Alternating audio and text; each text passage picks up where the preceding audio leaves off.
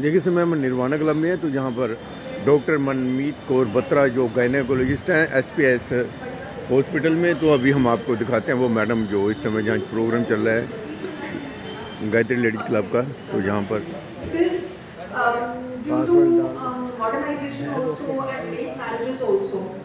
But पहले नहीं होता था। पहले 35-36 साल पे हार्डली मतलब बच्चे कब की फैमिली कंप्लीट हुई होती है।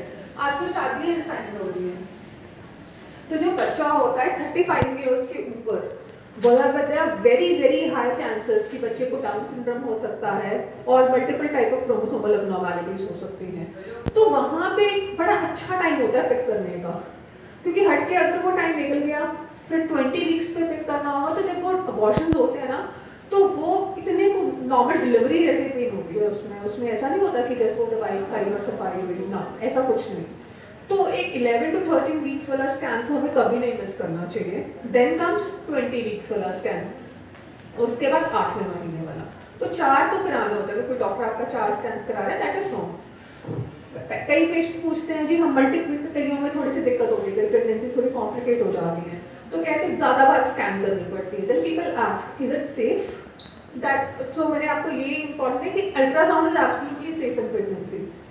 शायद मेरी अपनी प्रेगनेंसी बट वेरी अनकॉम्प्लिकेटेड, मेरी कम से कम मुझे लगता है 20-25 स्कैन्स हुए होंगे। तो ultrasound doesn't effect the baby anyways, तो इट्स एब्सोल्युटली सेफ। करना क्या होता है जी, आयरन और कैल्शियम की गोली, मल्टीविटामिन और हाई प्रोटीन डाइट, बस, और कुछ भी एक्स्ट्रा नहीं देना होता। जो दर्द रोकने वाली गोलियां होती हैं ये वो है, वो सिर्फ और सिर्फ मेडिकल एडवाइस और ट्रीटमेंट, हॉस्पिटल एडवाइस ट्रीटमेंट को देना चाहिए। कोई एक्स्ट्रा दवाइयाँ, एक आपने कभी सुना लोग टाइफाइड का बड़ा टेस्ट कराते हैं? सुना आपने? प्रेगनेंसी आती है हर किसी के पास इतनी टाइफाइड की रिपोर्टें होती हैं, which is actually so wrong. जब एक वुमन प्रेग्नेंट होती है तो उसका थोड़ा सा उसका टेम्परेचर वैसे ही राइज हो जाता है, बिकॉज जो हमारे प्रेगनेंसी मेंटेनिंग हार्मोन्स होते हैं वो थर्मोजेनिक होते हैं।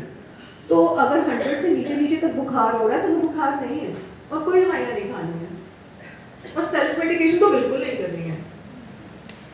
मत करो, नहीं जरूरत होती। ये तभी ना वेस्ट वाला चक्कर सही है, वो देते ही नहीं है दवाइयाँ। तो ओवर द काउंटर बस पैरासीटामोल मिलेगी बस, और कुछ नहीं मिलेगा। ज़्यादा से आइबुप्रोफेन मिल जाएगी, दवाइयाँ ही नहीं होती हैं। हम लोग एंटीबायोटिक्स, तो मुझे लगता है हर किसी ने एंटीबायोटिक्स खाई होंगी, है ना? खांसी जुकाम होती है, एजिथ्रोमाइसिन तो हर कोई खा लेता है ना?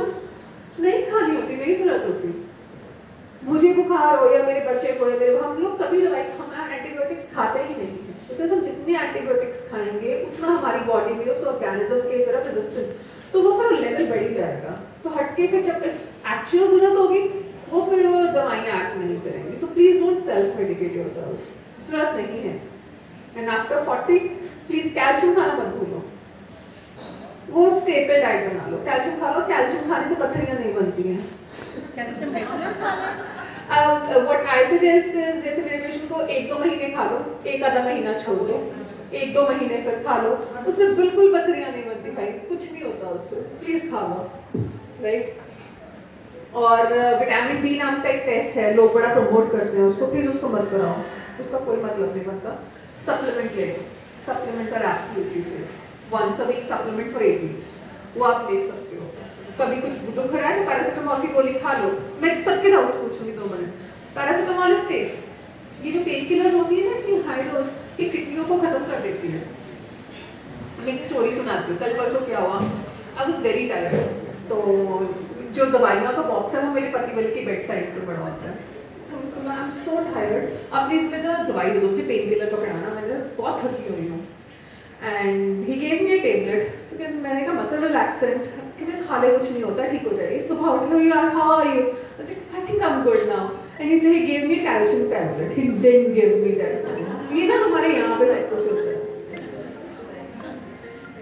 So I strongly advise yoga, breathing exercises. They are very important. Please do that. And हम कई बार कहते हैं कि मैं तो बहुत बिजी बंदी हूँ, I'm such a working woman या हाउस में, मुझे लगता है home makers are the busiest people actually. तो प्लीज अपने आप को 1 घंटा जरूर दे दो। Focus on you, take care of your health, eat what you like, and sometimes when you are on diet, when you want to lose weight, eat untasting food. मैंने अभी ये सोचा कि मैं ऐसे करना शुरू करूँगी। Any doubts? बोलने को मुझे 2 दिन बुलवाते रहो। There are so many things to talk, but untasty food जो आपको पसंद हो। कल परसों क्या हुआ, अनटेस्टी फूड की बात बताती हूँ। तो आई वाज सिटिंग, हम काम करके अपने घर रात को पहुँचे एंड खाना बन रहा था, बिरयानी बन रही थी मेरे। चलो जी, तो आई वाज वेटिंग कि चलो बनेगी तो खाएंगे। तो I saw my husband, what he did, एक सब घर में सबसे गंदा बोल नहीं होता, ही पिक्ड अप दैट। उसमें उबले हुए चने पड़े थे काले वाले, और उसमें गाजर काट के ऊपर नमक में पूछने कि ये क्या खा रहे हो, तो कहते कि नहीं आई एम लाइकिंग इट, मैं खा रहा हूँ। उसके बाद ही showed me that topic, untasty food. इसे पेट भर लो, बस खत्म करो ना, just eat to survive. Many of the people do it, और कम खाने से कोई नहीं मरता।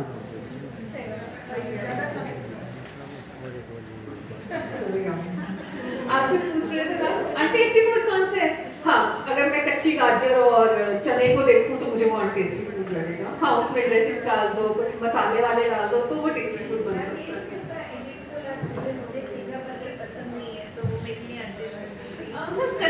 पिज्जा और बर्गर तो हमने बदनाम करके रखा हुआ है।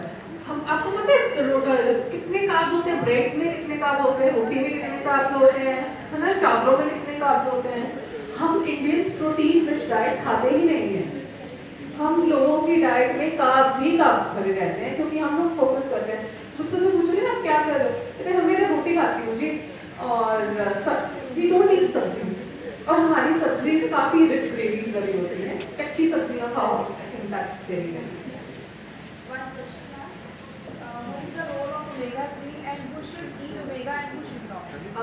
It is a health supplement।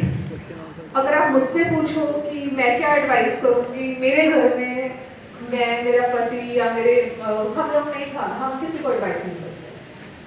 खाओ, देयर इज नो हार्म। सबके रिश्तेदार कनाडा में रहते हैं, बट उनकी बेटियाँ आती हैं, प्लीज। और देखिए जहाँ पर अभी हमने आपको दिखाया मनमीत बत्रा मैडम जो हैं गायनेकोलॉजिस्ट, जिन्होंने अभी जहाँ पर ये बताया, तो जहाँ पर ये गायत्री लेडीज क्लब है, जहाँ पर ये लोहड़ी का फंक्शन भी सेलिब्रेट कर रहे हैं।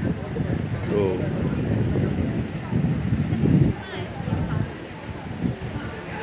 मैडम जी थोड़ा सा बता दीजिए, ये जो आज गायनेकोलॉजिस्ट आए हैं मनमीत बत्रा जी, आप क्या कहना चाहते हैं, लेडीज़ को क्या बेनिफिट होगा इससे? लेडीज़ को सुन के बहुत अवेयरनेस होगी इसके बारे में, बिकॉज ऐसी कई चीज़ें हैं जो लेडीज़ को नहीं पता होती है। When describe by doctors they come to know each and everything. तो यानी कि Manmeet she is from Apollo, SPS Apollo hospital. तो यानी कि इससे बेनिफिट होगा जो लेडीज जो प्रेग्नेंट होती हैं बच्चों के लिए। कई लेडीज़ हैं नहीं पूछ पाती हैं, कई लेडीज़ नहीं अप्रोच कर पाती डॉक्टर्स को, तो डॉक्टर्स खुद आ गए हैं, तो लेडीज़ के लिए कोई प्रॉब्लम नहीं होनी चाहिए। तो धन्यवाद मैडम जी। वो देखिए यहाँ पर अभी बताया इन्होंने कि जो मनमीत बत्रा मैडम जो है गायनेकोलॉजिस्ट, वो बता रही हैं कि जो अपना कैसे हमें अपना ध्यान रखना चाहिए प्रेगनेंसी में, और बच्चों को कैसे देखभाल करनी चाहिए। तो यहाँ पर ये गायत्री लेडी क्लब वाली जो महिलाएं हैं, जो मेंबर हैं यहाँ पर, वो सभी आई हुई हैं। तो चलते चलते हम जहाँ पहुँचे थे, तो हमने सोचा कि आपको यहाँ दिखा देते हैं। मैडम इधर देख लो थोड़ा सा। तो देखिए हम जहाँ आए थे तो हमने देखा कि गायनेकोलॉजिस्ट मैडम भी समझा रहे हैं, तो आप लोहड़ी का जो सेलिब्रेट करेंगी हैं। तो देखिए ये मैडम सभी जो पंजाबी जो ड्रेस पहन के आई हैं, जहाँ पर इस समय मुटियार बनी हुई है, तो ये लोहड़ी पर जाने के आज प्रोग्राम करेंगी। तो ठीक है, चलो धन्यवाद मैडम जी।